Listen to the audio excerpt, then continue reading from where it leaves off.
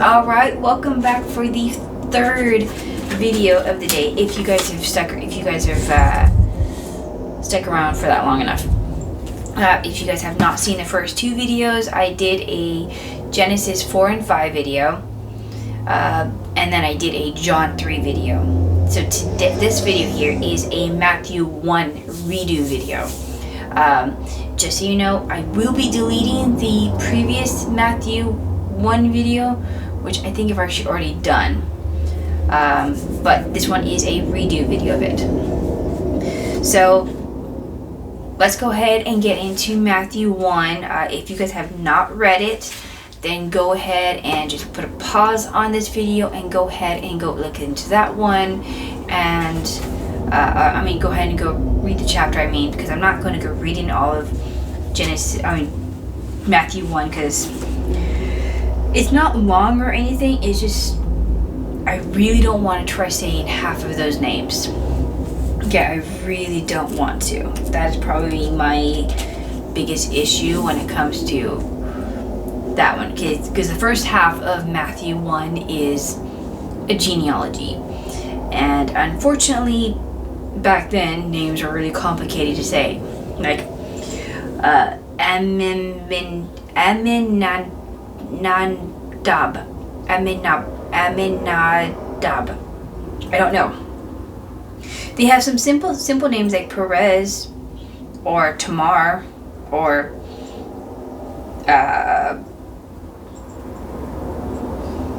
Uzziah. I'm pretty sure it's Uzziah. But everything else is like there's some really complicated name like Nashon. I think it's Nashon. But anyways, like I said, go ahead and go read chapter 1. Just kind of skim over the first part of it and then actually read the second part from 18 down. 18 down is where I'm kind of really focusing on.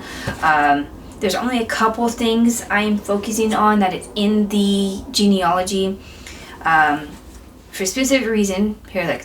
So this is the only gospel that starts off with a genealogy, first off. I know Luke starts off with some kind of genealogy. No, it does not. It does have a genealogy in there somewhere. But I'm not exactly sure where that is. But it does not start off with a genealogy. Mark does not start off with genealogy. And obviously I know John doesn't either, because I've already started John. Matthew is the only gospel that starts off with a genealogy. And it is a genealogy of Joseph's line. So Joseph's line shows that Jesus had the right to rule on the throne of David, and that's the reason why Matthew is including the genealogy of Joseph. So the Blue Letter Bible states that Matthew quotes more of the Old Testament with no less than 50 references and 75 allusions to the Old Testament. Now, I wouldn't know this because I haven't read all of Matthew, but I did put this in for a very specific reason. So the idea of including a lot of the Old Testament into here is to show that Jesus came to earth to fulfill what was written in the Old Testament, and that he is the prophesied Messiah. So that is the reason why I included that little bit of section, because there are a lot of Old Testament references in here to emphasize the fact that Jesus is the Messiah, that he is fulfilling a lot of these prophecies, and that he is the Messiah that everyone has been waiting for. The other thing I want to point out from this genealogy is that there are 4 females listed in here. And everyone else is guys. So the 4 females mentioned is Tamar, which is in the third one. Then there was Rahab, who is mentioned. Where is she? She's mentioned in verse 5. And then there's Ruth. She's mentioned in verse... Where is she? I know she's in here somewhere. I just don't see her. I'm not pointing. I'm not seeing her at this moment.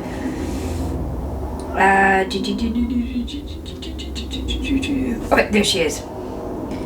She is in verse 5 as well.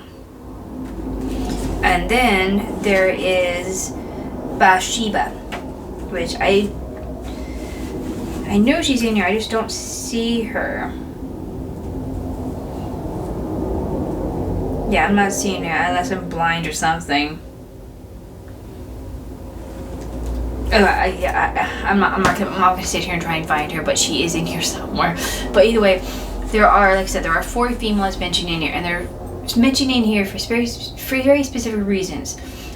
They've all had some kind of an impact in the Bible. I mean, Ruth has her own her own book. I have not read about these other 3 women, but just reading the little small description I have about them, I can tell why they're so important. And I guess the other reason why they're emphasized is because this entire thing is based on, the whole entire genealogy is based around men. And there are 4 females just kind of thrown into this genealogy. Now, Tamar was the daughter-in-law of Judah, who gave her Er. And that was her firstborn son that she got after she prostituted herself to her father-in-law. Now, I don't know why she is mentioning her. I guess there's some kind of importance to her, and I will go and find out about her later on, just not at this current moment. Now, Rahab was a prostitute woman who lived in Jericho in the Promised Lands, and she assisted the Israelites in capturing the city by hiding 2 men who had been sent to scout the city prior to the attack. So I can see why she's kind of important. That is quite a big thing. She hid 2 men who were scouting the city out for an attack. That is a big thing.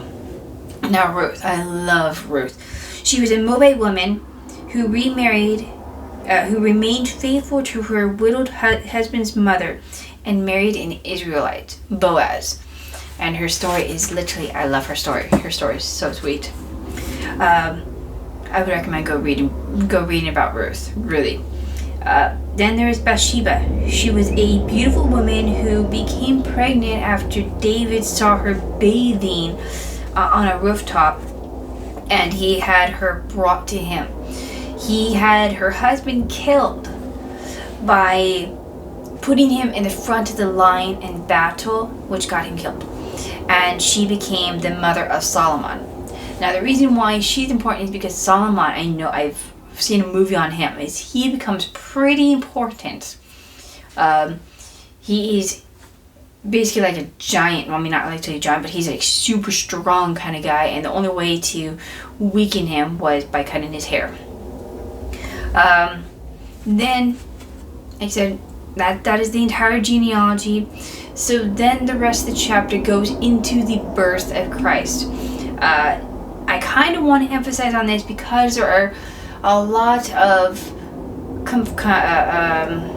complications and conflicting beliefs on Christ's birthday. Okay, so Mary was betrothed to Joseph, and before they came together, she was pregnant by the Holy Spirit. So why I emphasize on they came together is the fact is that they had never slept together. Okay, they have never slept together at this point. There's no possible way that Jesus was her biological son with Joseph. And a lot of people, specifically non-believers, keep saying that was Joseph's son, that he wasn't really the son of God, yada yada yada yada. But the fact is that is not the case. Before her and Joseph even had sex at all, she became pregnant. She was still a virgin at this point.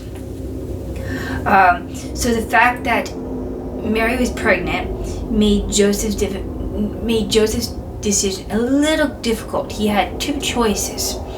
He could either claim the baby as his and stay with her, or secretly divorce her so not to hurt her. So Joseph was a righteous man. It even says he was a righteous man, and he still cared for her, which is why he wanted to divorce her secretly. He didn't want to embarrass her. He didn't want to embarrass himself. He didn't want to bring attention to her. But the angel of the Lord came to him and made the first option a little more reasonable. So he basically gave him a dream, and in that dream he told him that Mary was pregnant with the Holy Spirit, and that he shouldn't be afraid to take Mary as his wife because she'd be bringing forth a son. Let me quote for word for word. He says here, here we go. She will bring forth a son, and you should call his name Jesus, for he will save his people from their sins. And he's basically saying that his wife, or his soon-to-be wife, is going to be bringing forth the Messiah. And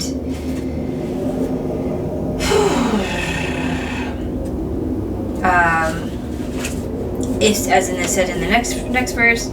So it says, so all this was done that might be fulfilled, which was spoken by the Lord through the prophet, saying, behold, the virgin shall be with child, and bear a son, and they shall call his name Emmanuel, which is translated God with us. Now, I want to emphasize on that as well. Okay, that verse right there came from Isaiah 7:14, and Isaiah 9:6-7 prophesies the birth of Emmanuel and the birth of a child. Emmanuel itself is not the actual name of the baby. Emmanuel is Jesus. That is what the entire emphasis is. A lot of people say that's not the point. And Isaiah was not born. Isaiah is Jesus. That is the whole entire point for that. So Jesus woke. Why am I saying Jesus? Joseph woke from his dream and did as he said. He took Mary as his wife, and as it says, okay, in verse 25 he says, and did not know her until she had brought forth her firstborn son, and he called his name Jesus. Now, I want to emphasize on the fact is to know, okay, and a lot of people don't understand what that means. I guess a lot of people just don't know English, or the Google translation, or the grammar text of to know someone. Okay, so to know means that he didn't have sex with her. Okay, so he didn't have sex with her until after the birth. So the entire time she was pregnant, they never did anything. They never had any kind of sex. They never had any kind of intercourse, like that kind of stuff at all. He did not know her. He knew her as a person, but he did not romantically know her. And this proves that she was not a virgin her whole entire life. Okay, after she gave birth to her first son, to Jesus, that's when that kind of changed. She was not a virgin her whole entire life. And yet, Catholics specifically emphasize on the fact that she is the Virgin Mary. She's the Virgin Mother, and it points out she's not a virgin. Okay, like one of the things I want to point out, and I would go back to one of my previous verses, or previous chapters, is I think it was John 2. I'm pretty sure it was my John 2 chapter. Where he was the wedding. Yes. So give me a second, actually. Alright, so I did find it. So it says in John 2. Let me go ahead and go to that real quick. And I did put this into my previous John 2 video. So near the end, so verse 12. Okay, it says, okay. So verse 12 says, after he went down to Capernaum, he, his mother, his brothers, and his disciples, and they did not stay there many days. So that is emphasizing, again, to what I was just trying to say in Matthew 1, that Mary was not a virgin her whole entire life. She did have other kids. Jesus was not biologically Joseph's son. She had Jesus with the Holy Spirit in order to get Jesus onto earth.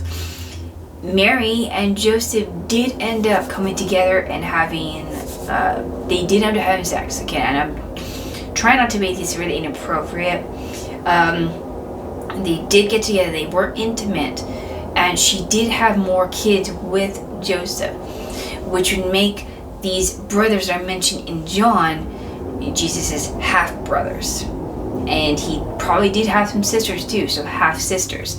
I'm pretty sure somewhere in the Testament it does mention that Jesus had some half sisters as well. So emphasizing the fact is that Mary was not a virgin her whole entire life. Catholics, I don't know why they insist on the fact that she was a virgin, but she wasn't a virgin, okay? Trust me on that. There's even evidence of the fact that she did have other kids. There is emphasis on the fact that Joseph was biologically not Jesus' father, and that he did have other kids with Mary, which would make her not a virgin. This is a little bit of a hot topic for some people, so I'm not going to try and dwell on it too much, but I just really wanted to emphasize the fact that she's not a virgin, okay? And this goes on into the next the next chapter of Matthew 2, which I will finish and get done and uploaded for next week, along with John 4 and Genesis 5 and 6, I think it is. So, alright, so I have given you guys 3 videos today, so that is a treat. Especially since I don't usually post that many videos in one day, but I really wanted to get John 3 done, I really wanted to get Matthew done today, and I really wanted to get Genesis done. So I might just continue this little spree up every single weekend and every single Friday. I think today's Friday. Today's Friday? Or is it Thursday? Thursday. So every Thursday to Friday, I will try and upload 3 additional videos of 3 different books. Genesis, Matthew, and John, and get that posted for you guys. Alright, so without further ado, I'm going to let you guys go, and I will see you guys next week. Bye, guys.